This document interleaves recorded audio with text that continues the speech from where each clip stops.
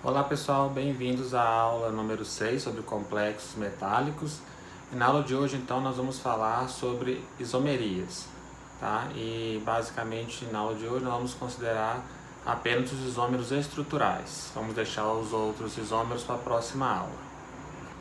Então o que são isômeros? Isômeros são compostos químicos que têm a mesma fórmula química, mas diferem em suas propriedades físicas ou químicas, tá bom? Então, dois compostos podem ter a mesma composição química, né, mesmo número de cada um dos átomos, e acabar tendo temperatura de fusão distinta, pode ter coloração distinta. Nos complexos metálicos é bem comum que os compostos sejam coloridos, então os isômeros têm muitas vezes coloração bem distinta uma da outra. Condutividade iônica, que é a quantidade que nós temos de cátions e ânions livres, ou o tamanho dos íons interfere na condutividade. Reatividade, alguns compostos, como a gente viu na última aula sobre a teoria de Werner, alguns isômeros reagiam com a prata e outros não. Mas existem vários tipos de isômeros, né?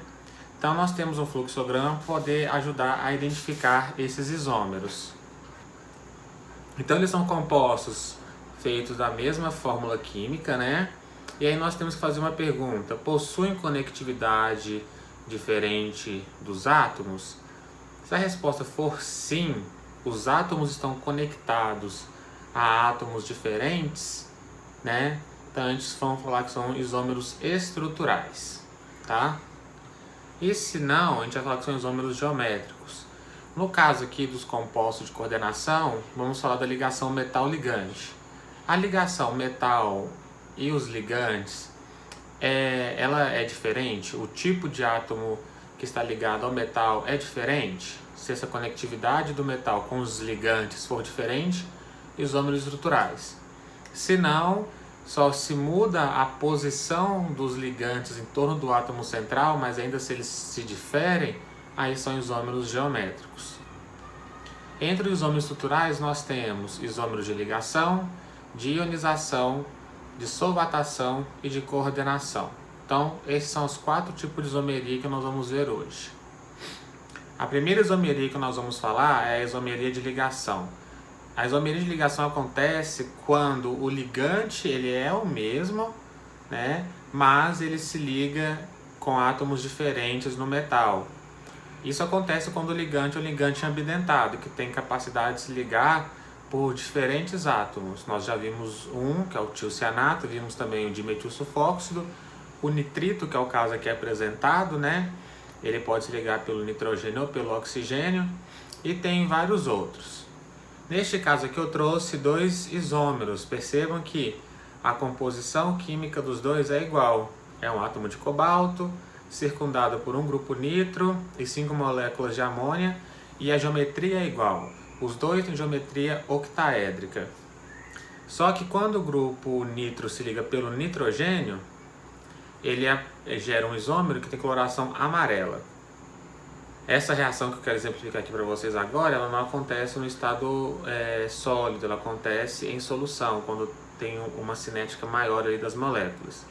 Então, o composto de cobalto com o grupo nitro, sob radiação ultravioleta, né, sob radiação próxima à ultravioleta, ele se converte, dá energia para esse sistema, ocorre a mudança da ligação do grupo nitro. Depois, com o tempo, né, na abstinência de luz, ele volta para o composto original, tá? Então, aqui mostra sistemas que têm coloração diferente. Claro, vai ter outras propriedades diferentes também, mas essa daqui é a mais perceptível. Aqui também nós temos um composto de paládio, né? E o paládio ele está ligado com grupos tiocianato. De modo geral, o paládio ele tem tendência a ser um ligante, um ácido macio e se ligar a ligantes macios, como por exemplo aqui. Entretanto, esse aqui é um sistema que atua de modo alternando-se dependendo de qual que é o solvente que ele está solubilizado. Se você pega o composto que tem essa composição e dissolve ele em um solvente que tem baixa constante de elétrica, acaba que acontece uma conversão de um isômero para o outro, tá? Mas percebam, todos eles, sem exceção, eles têm a mesma composição química. O que muda é que tem um ligante que em um deles está ligado pelo nitrogênio, pelo um átomo, né? E em outro isômero está ligado por outro átomo. Alguns isômeros eles apresentam a geometria em torno do metal igual, né? No caso aqui desse complexo de rutênio, os dois são octaédricos, mas a geometria do ligante muda, como por exemplo o tiocianato. Quando o tiocianato está livre, ele tem ressonância e os três átomos têm hibridação do tipo sp, né? Quando ele se liga ao metal, esse processo de ressonância ele é travado, ok? E aí, como consequência, se ele se liga pelo enxofre, ele se liga com a carga negativa localizada no enxofre, né? Então aí ele acaba ficando um composto linear. Liga-se pelo enxofre e o composto fica de modo linear. Se ele se liga pelo nitrogênio, o nitrogênio ele acaba tendo esses dois pares de elétrons, a hibridação dele acaba ficando travada, uma hibridação tipo sp2, tá? E aí ele tem capacidade de se ligar aqui em um ângulo. Então os complexos, apesar da geometria em torno do metal ser igual, né, número de coordenação ser igual, os ligantes acabam tendo um ângulo ali.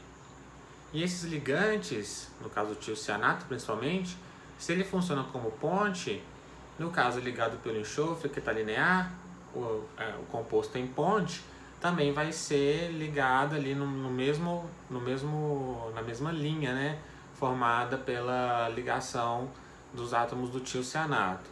Já se ele se liga primeiro pelo nitrogênio, o átomo de enxofre ele acaba ficando com hibridação tipo sp2 também, tá? E ele acaba tendo que se ligar em ângulo, seja assim, né, com posições opostas ou em posições adjacentes, tá bom?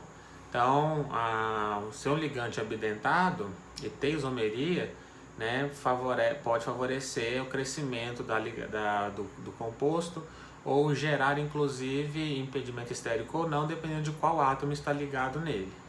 Os isômeros de ionização acontecem quando nós temos íons diferentes ligados ao metal. Então, no primeiro caso ali, nós temos cobalto, né, que tem a composição química sendo cobalto com bromo e nitrato como contraíons e 5 moléculas de amônia como ligantes. Então a composição é essa, né?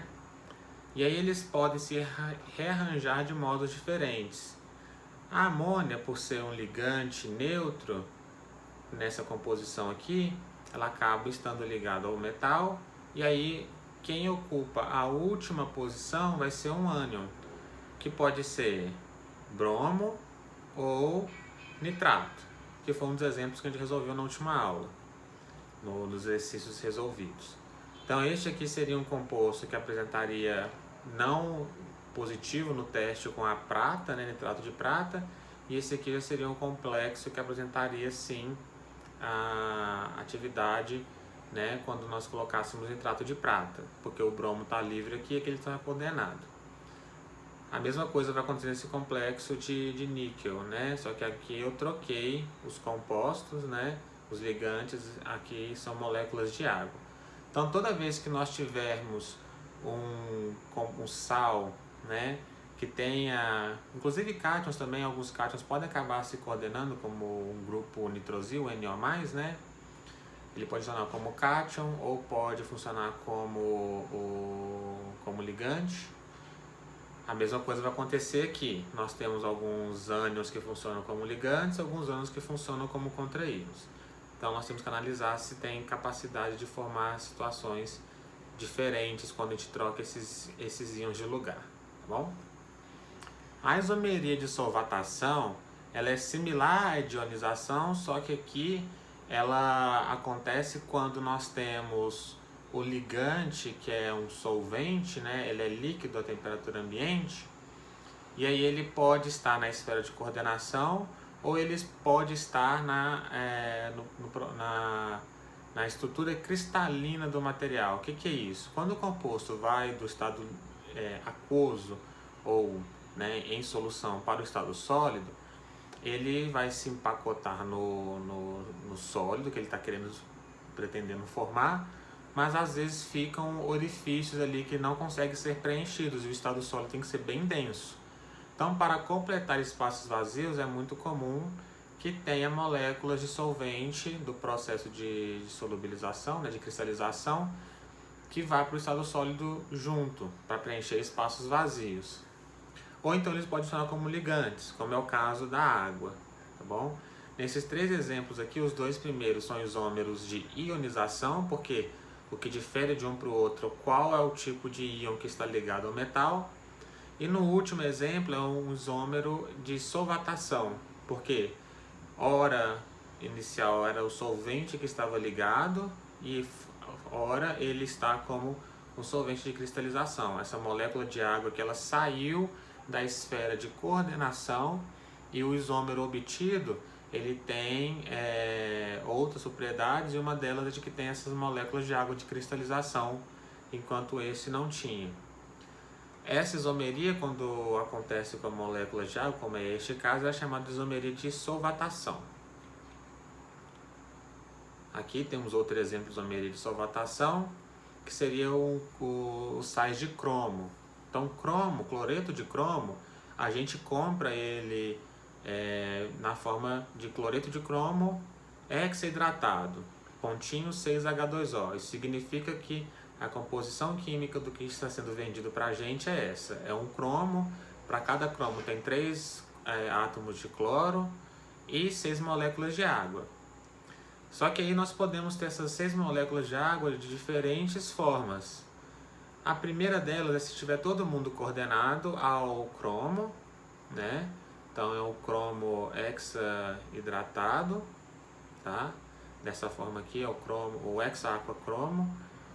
Podemos ter outra forma que é um átomo de cromo, ou um átomo de cloro coordenado ao cromo em uma molécula de água de cristalização, tá? Ou podemos ter o caso de ter 2 átomos de cromo aqui em posições opostas, 180 graus, que é chamado de posições trans, né? E 2 moléculas de água de cristalização. Então percebam, eu fui trocando o solvente pouco a pouco aqui, tá? E aí, para manter a estrutura do cromo, eu fui completando com os ânions. Então esse aqui, como envolve duas espécies e uma delas é o solvente, eu chamo de isomeria de solvatação. E só para vocês verem a diferença, o composto de cromo com 6 moléculas de água coordenadas é verde escuro. O cromo ligado a um cloro e 5 moléculas de água já é um verde azulado, enquanto o cromo ligado a 2 átomos de cloro tem coloração roxa. Então aí muda completamente as propriedades do material. A última isomeria estrutural que nós vamos ver é a isomeria de coordenação. O que acontece na isomeria de coordenação é que nós temos o primeiro caso, que é o mais comum, que é o metal, ter 2 metais na estrutura, sendo que um deles forma um cátion e outro metal forma um ânion, como é o que está sendo apresentado aqui, ó. É uma estrutura que tem cromo, cobalto, etileno de amino e grupo cianeto, tá bom?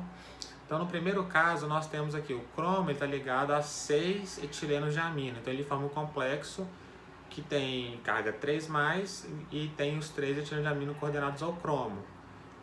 E o contra-íon desse sal é este complexo aqui. Então nós temos cobalto com 6 cianetos e com carga 3-. Isso forma um sal. Temos o cátion, temos o ânion, tá? O seu isômero de coordenação é quando eu troco os ligantes entre os metais. Então agora quem está ligado a etileno de amina é o cobalto. Então o cobalto é ligado com 3 etileno de amina, enquanto que o cromo está ligado aos 6 grupos cianeto. E esse aqui forma outro sal, tá? Mas a composição química é igual, é um átomo de cromo, um de cobalto, 3 etileno de amino e 6 grupos cianeto. E quando eu falo que os átomos têm que ser diferentes, eles têm que ser diferentes, sim, mas eles podem ser o mesmo átomo, o mesmo elemento químico, mas com cargas diferentes, como é o caso aqui da platina. Então nós temos platina ligada com 4 moléculas de amônia e platina ligada com 6 átomos de cloro. Então perceba que no primeiro forma a carga 2+, porque é platina 2 com carga 2+, ligada a 4 amônias. E aqui nós temos a platina com carga 4+, platina 4, com 6 cloros. E aí formamos um ânion com carga 2-. Tá? Então esses dois compostos formam um sal, né? Que tem platinas distintas, né? Átomos de platina que são distinguíveis entre si, digamos assim, né? E uma das características aqui é a carga. E o seu isômero seria a platina 4 ligado só com 2 cloros e as 4 moléculas de amônia passaram a coordenar ela, e 4 das moléculas de 4 dos íons cloro coordenam agora a platina com carga 2+, né? Então forma este ânion, mas também forma um sal na mesma proporção. Então nós podemos ter situações também de átomos que são radioativos, tá bom? Marcados radioativamente, que é muito comum. Então nós poderíamos ter, por exemplo, 2 átomos de platina, por exemplo, só que um é radioativo e o outro não, tá bom? Então eles são diferentes. Então qualquer situação desse tipo em que temos 2 átomos que são distinguíveis entre si, seja por causa do próprio elemento químico que é diferente, ou porque eles são o mesmo elemento químico, mas cargas diferentes, ou porque um é radioativo, o outro não, um é um isótopo e o outro é outro isótopo do metal, e assim por diante. Podemos ter também esse processo acontecendo em pontes, tá?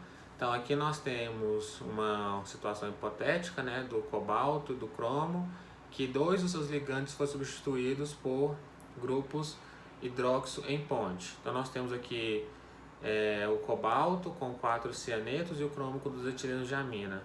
E temos aqui o contrário, né? Que aí eu troquei o cromo, agora está ligado aos grupos cianeto, e o cobalto está ligado nas moléculas de etileno de amina, né? Então, uma vez que em um isótopo tem o ligante ligado a um metal e no outro isótopo esse ligante é ligado a outro metal, né? Houve uma troca dos ligantes, então aí nós temos o isômero de coordenação. E o último exemplo do isomeria de coordenação é quando nós temos ligantes que eles se ligam ao metal, mas são ligantes polidentados e que, dependendo das condições, se ligam de maneiras diferentes. Como, por exemplo, nós temos aqui um nitrogênio ligado a 2 grupos pirazina, e aí eles podem ser até tridentados. Esses 3 nitrogênios aqui, eles podem se ligar ao metal. Mas aí nós temos exemplo da literatura que ele se liga ao ródio com 2 carbonilas, mas ele pode se ligar de modo tridentado, ou então, devido ao impedimento estérico dos grupos carbonila, acaba que esse terceiro nitrogênio às vezes não se liga ou é repelido da esfera de coordenação e acaba deixando de estar coordenado ao ródio.